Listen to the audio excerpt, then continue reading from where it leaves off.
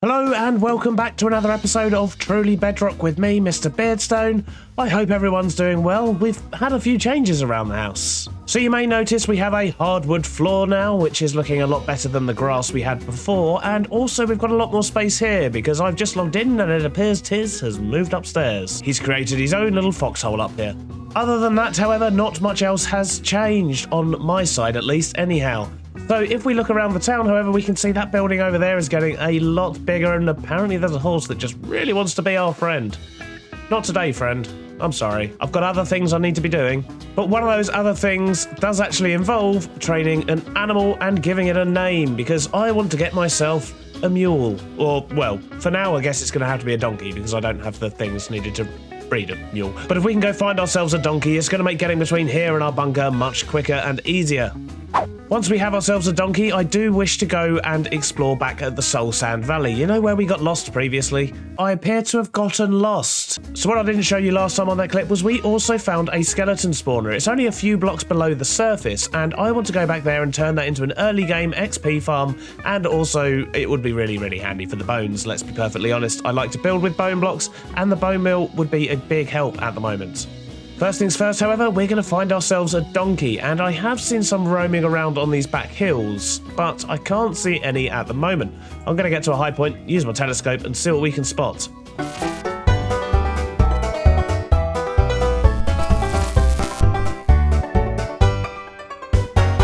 Well, it would appear the donkeys that were once roaming these pastures have left. Gone somewhere else, or else been killed for their leather. But either way, they don't seem to be about it. Oh, no, there's one. Look, just as I said that, there's one right there. Right, let's get him.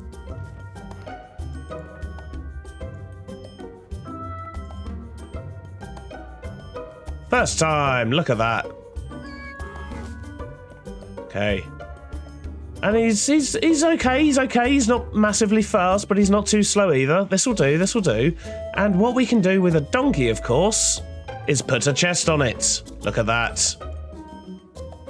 And it's a good one as well. We've managed to get a full inventory, so we'll treat him as our early game shulker box. I mean, I know we've got a couple of shulker boxes, but it's not quite a donkey, is it? You can't ride a shulker box. The last thing to do, of course, is to give our new donkey a name. And that name is Melvin. There we go, Melvin. Excellent. We've filled up Melvin with lots of resources, and we're just going to go drop these off at the bunker, and I'm hoping that he's going to make this a little bit quicker and easier for me in future. Oh, look at his little saddlebags go. How cool is that?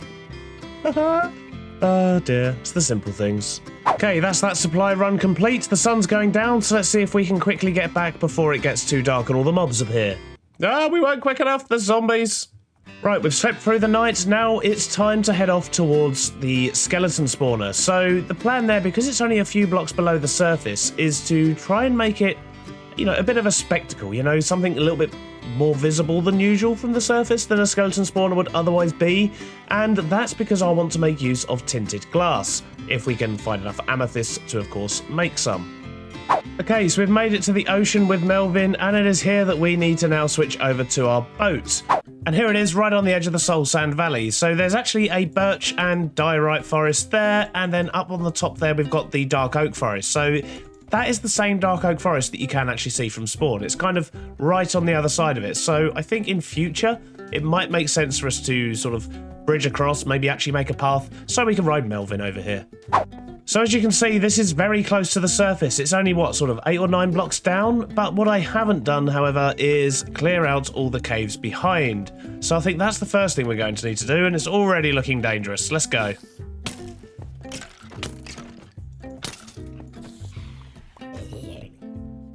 Hello, what's this? Oh, look at that. We found a geode at the end of this cave. That is absolutely perfect. So, where is this in relation to the spawner? We've kind of gone round and down a little bit. Let's have a look. Okay, so the amethyst geode is about 30 blocks that way and about 30 blocks that way and slightly down. So I wonder if we dig around here somewhere, we might be able to make a nice easy path to it from the spawner location.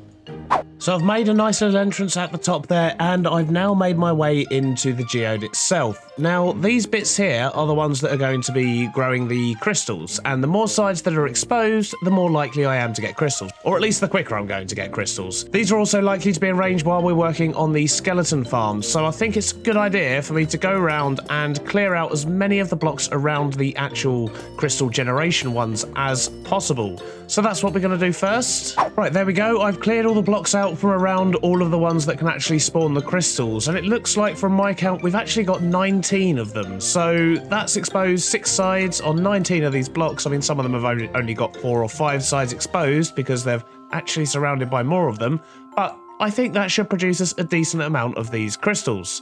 Now to get back to the job we actually came here for, which is, of course, the skelly spawner. So the first thing I'm going to need to do over there is to dig out the area and fully expose the spawner so I can work out how I'm going to go about killing them. And what with it being such a shallow spawner, I think it makes sense for me to dig out the ceiling first. So we've dug a big hole, and I think what I'm actually going to do is just decorate the edge of the walls with the soul sand, because we've got quite a lot of soul sand and soul soil, in fact, as well.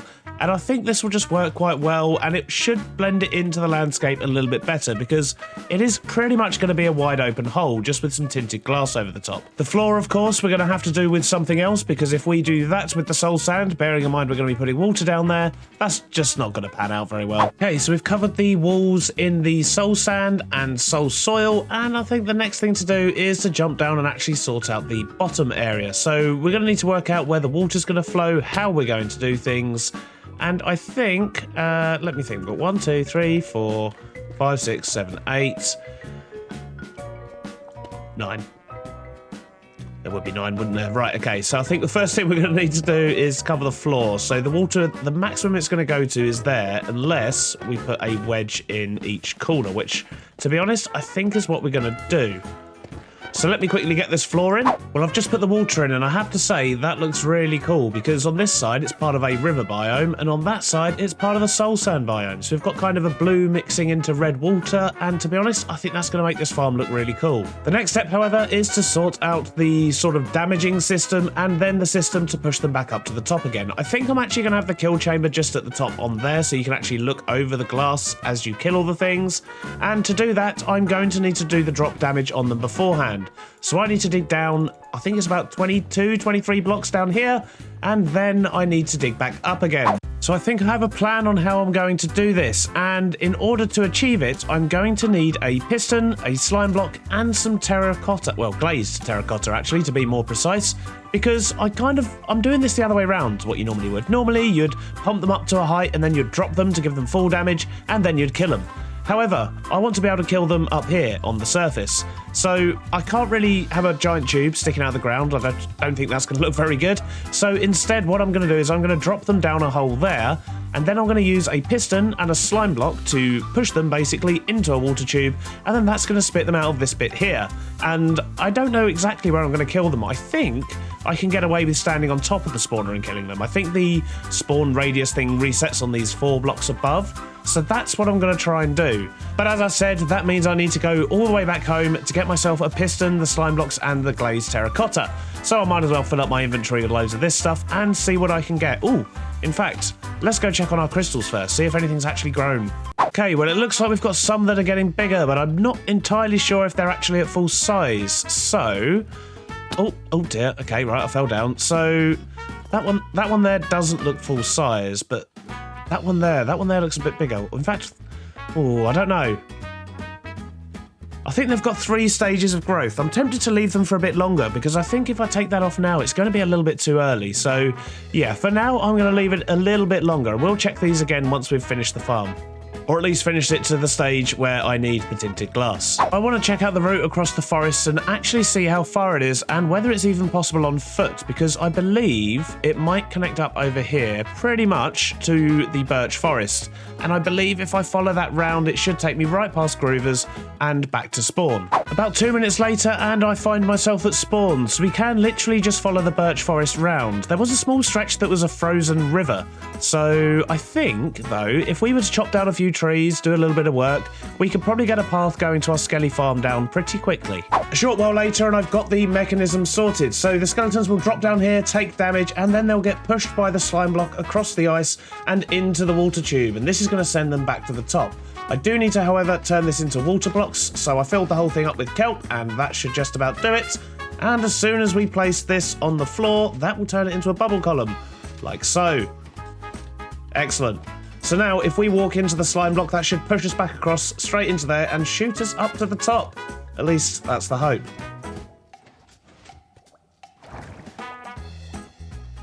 Well, it seems to work. So the next thing to do is to get a roof on here and also to put in an off switch. So for the off switch, we're going to use a sticky piston that will extend a redstone block onto a redstone lantern, and that will light up the spawner and prevent spawns when we want to turn it off. And once we get enough pistons, I will also put the off switch for the mechanism down the bottom. Before we do any of that, however, I do want to check how the crystals are growing. I'm hoping that we've got enough in there to at least make a start on some tinted glass. If only a small section of it is tinted glass to begin with, that's fine. We can always expand it over time. But if these things aren't growing, then we're not going to get anywhere, are we? Right, let's have a look. It doesn't look like they're growing particularly fast at all. Now that looks like a full-size one. Let's see what happens. Okay, we got some. We got, oh wow, we actually got 12 from that, so that's quite a few. That's only going to get us 6 pieces of tinted glass, though, if my memory serves me correctly. So let's see if there's any more elsewhere. Well, we only managed to harvest 3, but we got 32 amethyst shards. So we might not be waiting as long as I initially thought. We do, however, need to go back to Spawn Town because we need to pick up some more pistons, a bit more redstone, and a few other bits and bobs just to get this farm finished.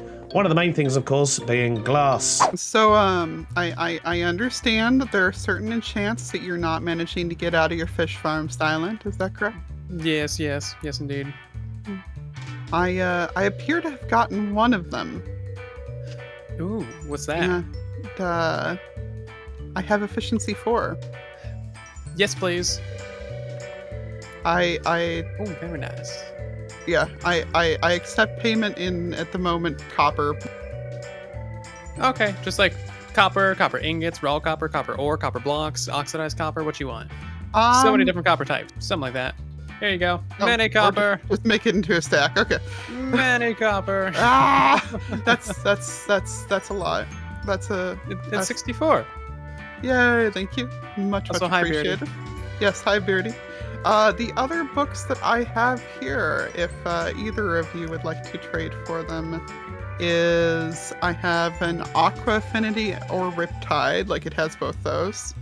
I have Respiration 2, Fire Aspect 1, Fortune 2, Power 3. And I guess that's really it as far as anything good on me. But I'm happy to enchant more because I have a lot of raw books. Well, that first book you've got, I'd love to have it.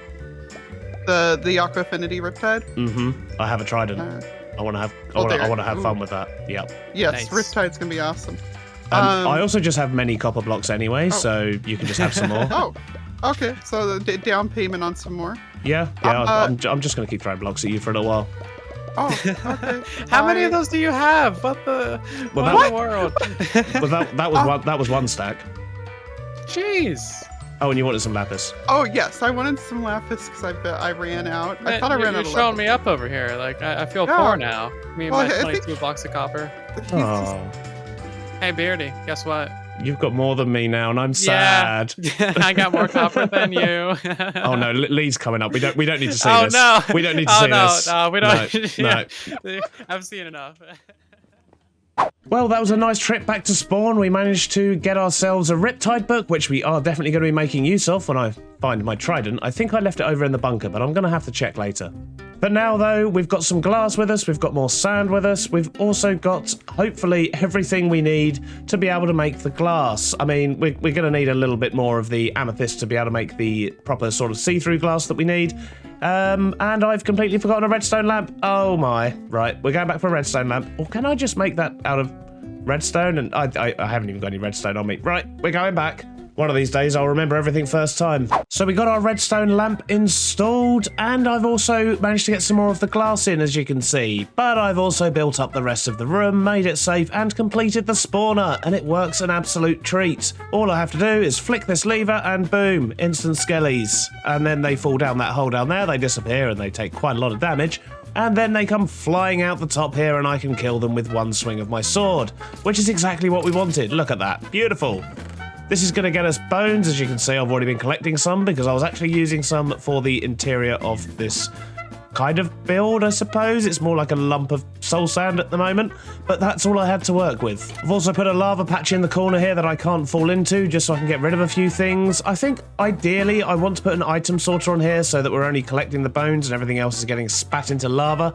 And we've got a few blocks here I can work with. I think, what we got, about another 2 blocks of height there, so I can raise up the killing platform by a couple of blocks and actually have a sorting system in, which I think is a project we'll probably save for another day. For now though, however, I'm going to turn the farm back off, and I do really like the sort of blue-red water effect we've got going down there as well. But for a quick farm, I think this is going to serve us quite well. The outside, however, could do with a bit more disguising. It's very much a soul sand lump at the moment. It would be nice to actually blend this in a bit more, and I need to sort out the path here as well, which actually leads to our geode, which has been working a treat as well. While farming in there, the geode is within range to grow, so if we turn that into a bit more of a nicer design and maybe we can even connect it up on the inside, then that would be quite good because we'll be able to get bones and grow geodes at the same time. For now, however, we've got a lot of mess to clear up. So after about 5 minutes of using the farm, I decided I was going to put an auto sorter into it because I was already fed up of throwing bows into the lava. I need to grab a bit more soul sand to smooth this out and make it look a little bit more natural, but it now spits all the things into lava. So if we stand here and kill the skellies, the bones go into the chests down here, and everything else, as I say, goes straight into that dropper and then into lava. So I guess for the next little while, I'm going to be standing here killing some skellies because I need lots of bones, and although we've got a few stacks in there at the moment, a few more stacks never hurt anybody. Apart from the skellies. We've been AFK for a little while, and as you can see, we are collecting lots and lots of bones. This thing is working an absolute treat. Nothing else has slipped through, which is exactly what we wanted. The excess items are being spat directly into lava, and as I say, we've probably lost a few bones, but nothing to worry about. And as you can see, it is also working quite well for levels as well. We have our pockets full of bones, and I'm now heading back to spawn, because there's something else I want to get done in today's episode, and that is to connect a path from over there at our bunker all the way up to Spawn Town, which appears to be growing even further. So this lower bit here should be fairly straightforward. We could put a small bridge in across this lake. We could probably actually terraform this area a bit and make it look nicer in future. But for now, we just want to make a stable path, really, so we can run backwards and forwards on Melvin. But the difficult bit is going to be this side here. I literally have no idea what I'm going to do to make that accessible. So after staring at the side of the hill for a long time, I've decided I'm actually going to use the space there that we originally reserved for the Beardy bunker before we moved it, and I'm going to build a sort of walkway, stairway somehow up to there, because once we're on the top, all we'd have to do is make a path along here, and then we can actually connect it up onto that hill there. We can just build a diagonal bridge across here, shave a bit of that bit off, and then we can connect up. The difficult part of this, of course, is going to be the bit that goes down here, but I think it's going to be fairly doable. We've got lots of space to work with, and then we can probably think about sorting out the front yard, I guess, of the bunker at some point in the future. What is that? Oh, it's Liara's stack of copper. Oh dear, she did it. Excellent. That's a lot of copper. So I'm going to make a start on this pathway, and I guess I'll bring you back in once we've actually got something to show. Paths are fairly boring, and I do want to keep this fairly simple for now, because I don't imagine it's going to be a permanent path here, because as we build around this area and others build up there, I fully expect it to change and evolve over time. So let's just get something in to mark the route, shall we? A short while later in game time, but actually 2 days later in real life, I've actually got the path complete. It's been a very busy couple of days, alright? But we now have a path that stretches all the way from spawn over to our bunker. So I did actually carve out a little bit on the side of the cliff here, which I think works really well, and then that leads into a diagonal wooden bridge, which once again we may upgrade in future, but for now this is absolutely perfect and does the job a treat. The path then continues on across the top of this peak, and then we've got sort of a wooden path jammed into the side of the hill over here. As you can see, I've done nothing around this area, but I have at least connected up the path. And as I said, keeping this simple means that we can change this as and when we need to, but in the meantime, at least we can ride Melvin around and about the place. So from down here, the bridge looks okay as well. It looks massively unsupported, but, well, you know, it is what it is for now. But hopefully in future, we can make that look a bit better and actually attach some things, but we need to grab lots of different resources and other things before we can actually start putting in proper infrastructure here. For today, however, that is going to be the end of the episode. So me and Melvin wish you well. I hope you've enjoyed today's episode. We've made some more progress, but we've also got a lot more progress to make. If you've made it this far, please do leave a like. It does really help the channel out. And if you've got any ideas on what you think I can do with this area down here, because it's not at the moment planning to be part of my main base, but I do want to make it look a bit better, please do let me know in the comments. And if it's your first time here, then please do consider subscribing so you don't miss another episode. For now though, I need to head back to the skeleton farm.